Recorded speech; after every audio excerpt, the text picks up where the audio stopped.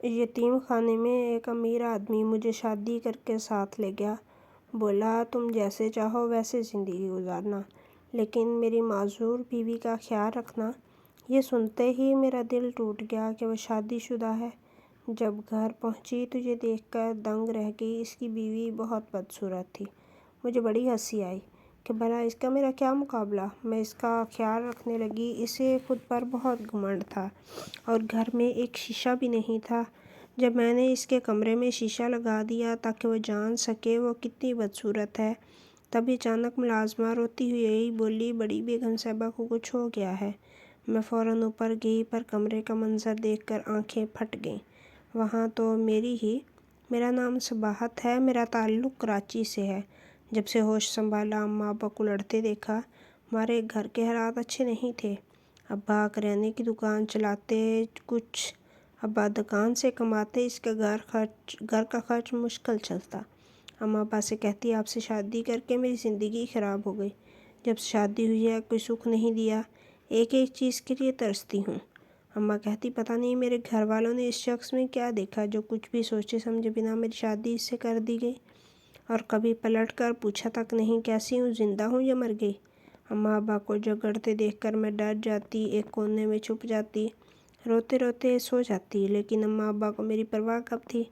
ابا جھگڑ کر گھر سے نکل جاتے، اماں اپنا کمرہ بند کر کے سو جاتی۔ مجھے ڈر لگتا، میں اماں کو آوازیں دیتی، ان کے کمرے کا دروازہ کھٹکھٹاتی، لیکن وہ غصے میں دروازہ نہیں کھولتی۔ اماں ابا نے کبھی میرے بارے میں نہیں سوچا تھا، میرا کیا قصور تھا، مجھے کیوں پیدا کیا جو مجھے لاوارثوں کی طرح چھوڑ دیتے ہیں۔ اماں کو کبھی مجھ پر ترس آتا تو اپنے ہاتھوں سے کھانا کھلاتی، تیار کرتی، لیکن جیسے ہی ابا گھر آتے اماں کو پھر غصہ آنے لگتا۔ ایک دن ابا دکان سے گھر آئے تو اماں نے کہا موسم بدل رہا ہے، مجھے کچھ پیسے چاہیے، کپڑے وغیرہ خریدنے ہیں۔ ابا نے کہا ابھی تو میرے پاس نہیں، لیکن کسی سے پتہ کرتا ہوں، ادھار دے دیں تو پھر تھوڑے تھوڑے کر کے ادا کر دوں گا۔ اماں نے کہا کب تک مل جائیں گے پیسے؟ ابا کو غصہ آ گیا۔ اماں کے بار بار پوچھنے پر ابا نے کہا تمہیں صرف پیسہ چاہیے، چاہے کیسے بھی کما کر لاؤں، کوئی جیے یا مرے تمہیں اس سے کوئی غرض نہیں۔ اماں نے کہا میرے اور اپنی بیٹی کا خرچ نہیں اٹھا سکتے، شادی کیوں کی مجھ سے؟ کتنے لوگ ہیں جو اپنے گھر والوں کی خاطر کمانے کے لیے ملک سے باہر چلے جاتے ہیں، ایک تم ہو جس کو اس محلے سے باہر کام نہیں دیتا کوئی۔ کیا قسمت ہے میری جو اپنوں نے تمہارے پلے باندھ دیا۔ ابا نے اماں سے کہا تمہارے گھر والے بھی تمہاری اسی زبان سے تنگ تھے، انہوں نے تو اپنے سر کا بوجھ اتار کر میرے گلے میں ڈال دیا اور کہا لو میاں اب تم ساری زندگی اسے بھگتو۔ میں اماں سے کہتی آپ ہی خاموش ہو جایا کریں، ہر وقت کا لڑنا جھڑنا صحیح نہیں، میں بھی انسان ہوں، آپ کی اولاد ہوں، میرا بھی سوچ لیں۔ مجھ پر آپ دونوں کی لڑائی جھگڑے کا کتنا اثر پڑتا ہے، میرے یہاں رہنے کو دل نہیں کرتا۔ اب اماں مجھے دھکا دے دیتی، کہتی تم صرف میری اولاد نہیں ہو، اس شخص کی بھی بیٹی ہو، میں نے ٹھیکہ نہیں اٹھا رکھا تمہیں پالنے کا، اپنے باپ کو کہو جو کہنا ہے۔ میری زندگی پہلے ہی تمہارے باپ سے شادی کر کے خراب ہو گئی۔ کچھ دنوں سے ابا گھر نہیں آ رہے تھے اور اماں کو اس بات کی کوئی پرواہ نہیں تھی، وہ آرام سے ٹی وی دیکھتے سو گئی، مجھے نیند نہیں آ رہی تھی۔ ابا کے گھر پر ہونے سے ایک تحفظ کا احساس ہوتا تھا۔ پھر کسی کے دیوار پہ لانگنے کی آواز آئی، میں نے اماں کو اٹھا دیا۔ ہم ماں بیٹی ڈرتے ڈرتے صحن دیکھنے گئے تو سامنے والے شخص کو دیکھ کر میں حیران رہ گئی، کیونکہ وہ ابا تھے۔ اماں نے ابا سے کہا جب گھر آنے کے لیے دروازہ موجود ہے تو پھر تم چوروں کی طرح دیوار کیوں پھلانگتے پھر رہے ہو؟ ابا نے کہا آہستہ بولو، میرے پیچھے کچھ لوگ پڑے تھے، ان سے بچنے کے لیے میں جلدی میں دیوار سے گھر میں داخل ہوا۔ میں نے کہا ابا وہ کون لوگ تھے، آپ کے پیچھے کیوں پڑے تھے؟ ابا نے کہا بہت پہلے میں نے قرض لیا تھا، حالات ٹھیک نہ ہونے کی وجہ سے میں قرض ادا نہیں کر سکا، اس لیے وہ مجھے ڈھونڈ رہے ہیں، ان سے بچتا ہوا اتنے دنوں سے گھر نہیں آ سکا۔ اماں نے کہا دیکھ لیا، یہ ہے تمہارے باپ کی اصلیت۔ پھر کہتی ہو اماں آپ کیوں لڑتی ہیں ابا سے؟ ابا نے کہا پھر شروع ہو گئی، تم ہر وقت تیار رہتی ہو جھگڑنے کے لیے، موقع ڈھونڈتی ہو لڑائی کرنے کا۔ میں نے کہا اچھا بس کریں آپ دونوں، اور کچھ نہیں تو میرا ہی خیال کر لیں، اپنی بیٹی کے سامنے کیسے ایک دوسرے کو طعنہ دیتے ہو؟ آپ دونوں کا تو پتہ نہیں، لیکن میری قسمت خراب تھی جو آپ کے گھر میں زبردستی پیدا ہو گئی۔ کبھی سوچا آپ دونوں نے میرا کیا قصور ہے، مجھے کس گناہ کی سزا مل رہی ہے؟ ایسی زندگی تو یتیموں کی نہیں ہوگی جیسی آپ دونوں کے ہوتے ہوئے میں گزار رہی ہوں۔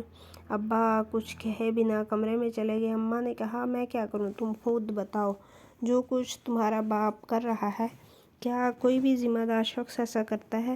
اسے کوئی فکر نہیں ہے، نہ اس گھر کی نہ ہماری، نہ اسے یہ احساس ہے کہ گھر میں کچھ کھانے پکانے کو بھی ہے کہ نہیں۔ اماں بھی سچ کہہ رہی تھیں، اس میں اماں کا بھی کیا قصور؟ گھر کے اخراجات پورے کرنا ابا کی ذمہ داری تھی، لیکن ابا کو بھی اس بات کی شاید کوئی پرواہ نہیں تھی۔ ایک دن اسی بات پر اماں ابا کا جھگڑا ہوا۔ اماں گھر چھوڑ کر چلی گئی۔ میری ایک دوست تھی، اسی محلے میں رہتی تھی، کہیں نوکری کرتی تھی۔ میں نے اس سے کہا میرے لیے بھی کوئی کام ڈھونڈ دو، مجھے سخت ضرورت ہے۔ اس نے کہا میں جہاں کام کرتی ہوں وہاں بات کروں گی، اور کچھ دن اسی طرح گزر گئے، لیکن اس نے کچھ نہیں بتایا۔ میں نے سوچا اپنی دوست سے بات کرتی ہوں، لیکن پھر یہ سوچ کر خاموش ہو گئی۔ اگر کوئی کام ملا ہوتا اس نے خود بتا دینا تھا، لیکن گھر میں فاقے چل رہے تھے۔ اماں بھی ابھی تک واپس نہیں آئی تھی۔ ان کی ایک ہی ضد تھی کہ ابا کوئی اچھا کام ڈھونڈیں گے، گھر کے حالات اچھے ہوں گے تو ہی آؤں گی ورنہ نہیں۔ میں نے ابا سے کہا آپ کوشش تو کریں، ہو سکتا ہے کہیں اچھا کام مل جائے، ہمارے دن بدل جائیں۔ لیکن اب ایسے لگتا تھا جیسے ابا بھی کام کرنا نہیں چاہتے۔ ابا کے حالات دیکھتے ہوئے اماں نے طلاق کا مطالبہ کر دیا۔ ابا نے میرا سوچے بنا اماں کو طلاق دے دی۔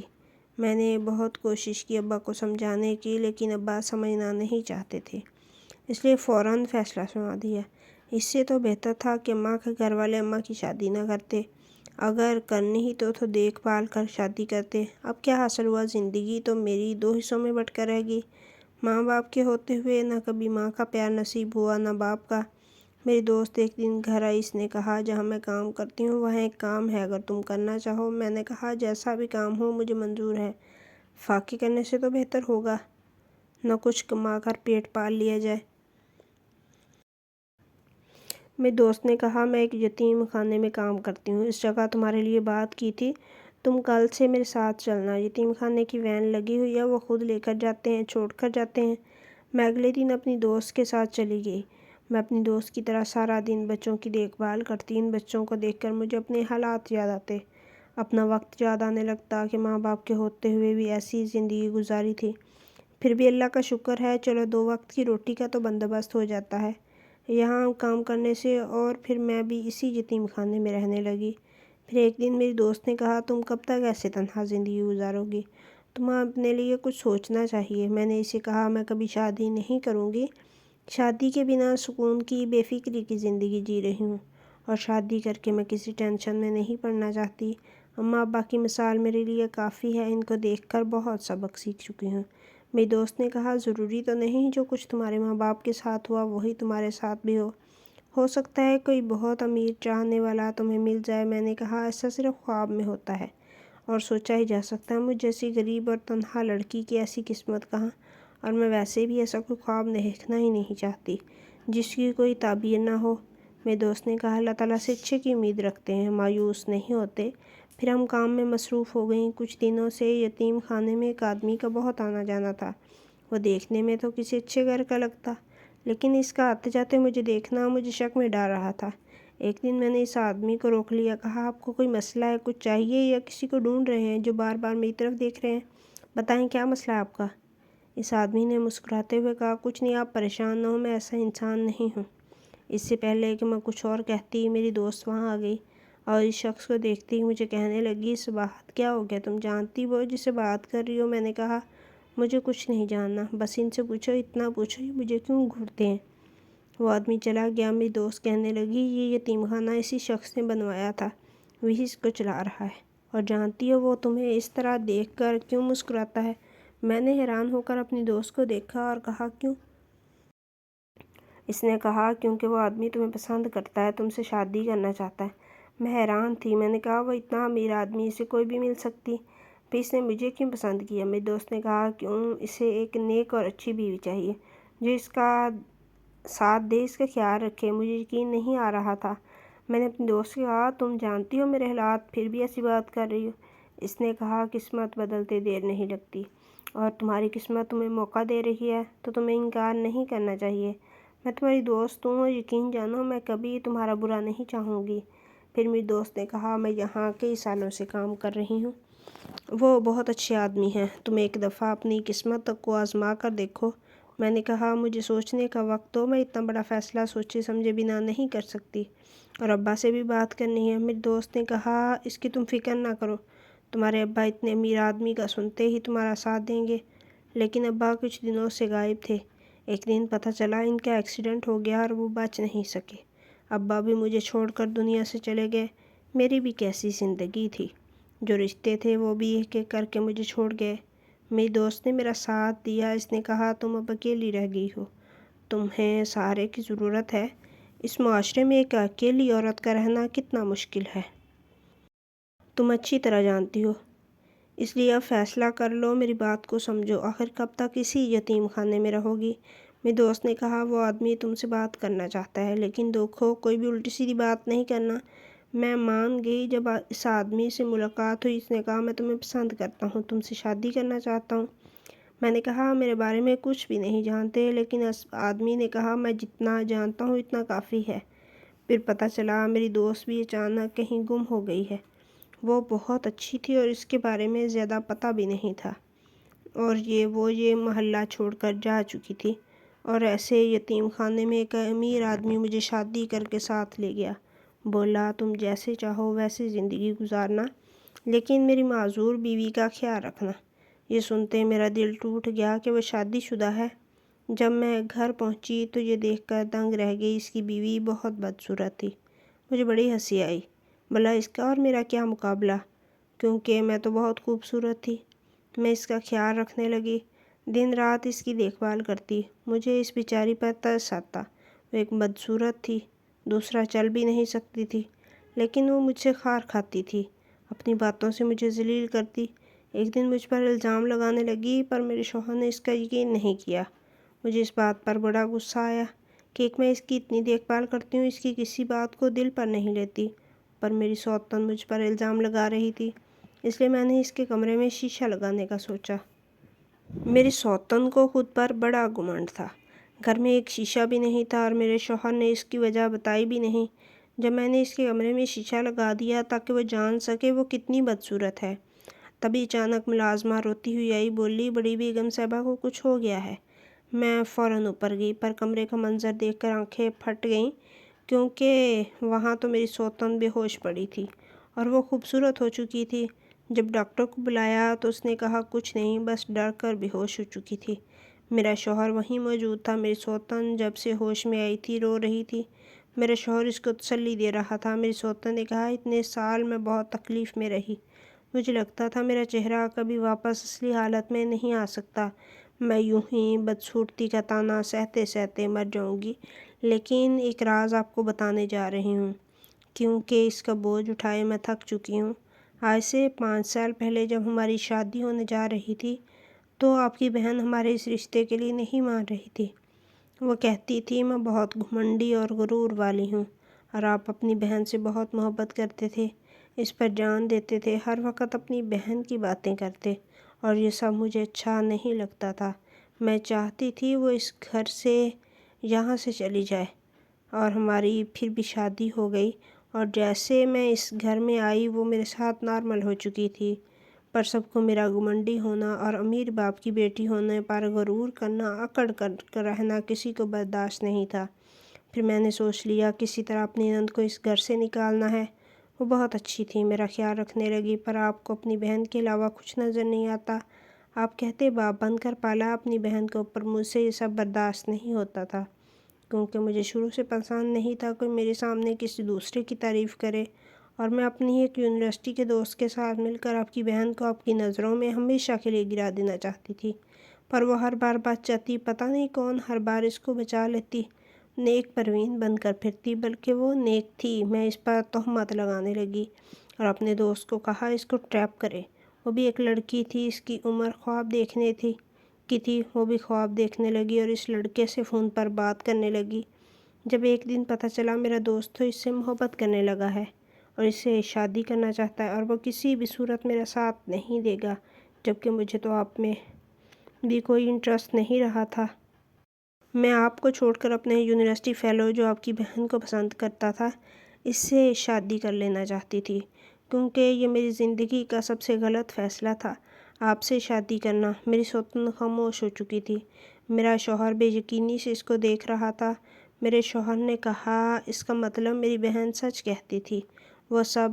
تب میری سوتن نے کہا، ہاں وہ سچ کہتی تھی میرے بارے میں۔ اس رات میں نے ہی ایک لڑکے کو اس کے کمرے میں بھیجا تھا تاکہ بدکاری کا الزام لگا سکے۔ اوپر سے آپ آ گئے اور تبھی یہی موقع تھا، میں نے سب اس پر ڈال دیا۔ چلاتی رہی وہ، معافی مانگتی رہی۔ بھائی سب میں نے نہیں کیا، میں تو اس لڑکے کو جانتی نہیں۔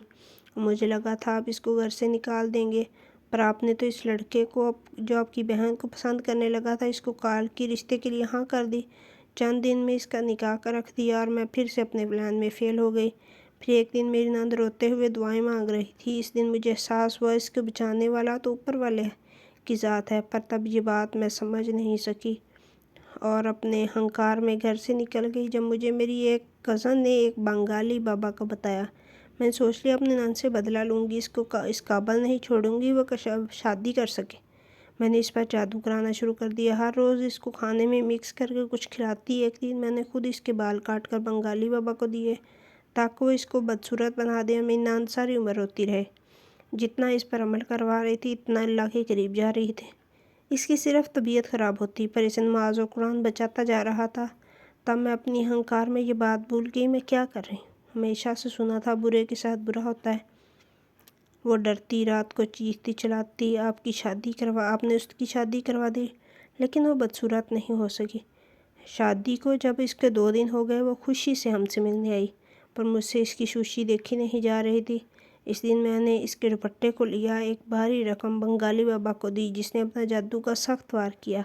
کہا، گھر جاتے ہی یہ دوپٹہ اپنی نند کو اڑا دینا۔ جیسے میں واپس گھر آ رہی تھی، راستے میں میرا برا ایکسیڈنٹ ہو گیا۔ وہ دوپٹہ میرے اوپر آ گیا، جسے میں ہوش میں آئی تو میری اپنی شکل بگڑ چکی تھی، میں بدصورت ہو چکی تھی۔ تبھی ڈاکٹر نے بتایا ایکسیڈنٹ کے دوران میری دونوں ٹانگیں ضائع ہو چکی ہیں۔ اس دن مجھے چپ لگ گئی، پر میری نند پھر بھی میرا خیال رکھتی۔ جیسے اسے سب پتہ چلا، وہ مجھے چھوڑ کر چلی گئی۔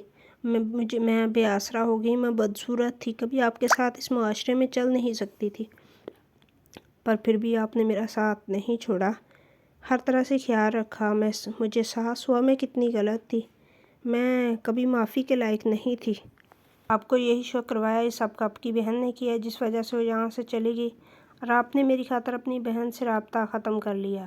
وہ رو رو کر شوہر سے معافی مانگ رہی تھی، پھر کہنے لگی، جب مجھے پتہ چلا آپ کو محبت ہو گئی، اب دوسری شادی کر رہے ہیں، میں تب بھی سدھرنا نہیں چاہتی۔ میں نے ہر ممکن کوشش کی آپ کی شادی نہ ہو، پر آپ نے شادی کر لی۔ یہ لڑکی دن رات میرا خیال رکھتی، مجھے اپنی بہن سمجھتی، پر میں اس کو بھی نہیں چھوڑا۔ آپ کی نظروں میں اس کو گرا دینا چاہتی تاکہ آپ اسے چھوڑ دیں۔ مجھے بچپن سے یہ سب برداشت نہیں ہوتا تھا، کوئی مجھ پر کسی دوسرے کو فوقیت دے۔ آج دیکھو، جس جادو کا توڑ کوئی نہیں کر سکا، وہ اس لڑکی کے لگائے شیشے نے کر دیا۔ پر میری صورت تو ٹھیک ہو گئی، میں پھر بھی معذور رہی، یہی میری سزا ہے۔ میری سوتن ہاتھ جوڑے معافی مانگ رہی تھی۔ میرے شوہر نے کہا، اس نے اپنی چھوٹی بہن کو باپ بن کر پالا تھا، اس نے سب کچھ مجھے بتا دیا تھا، پر میں سمجھتا رہا وہ جھوٹ بول رہی ہے۔ اسے اتنے سال ناراض رہا، صرف تمہارے جھوٹ اور مکاری کی وجہ سے۔ میں تمہیں معاف تو کر دوں گا، بلکہ معاف کرتا ہوں، پر کبھی تمہارے ساتھ زندگی نہیں گزار سکتا۔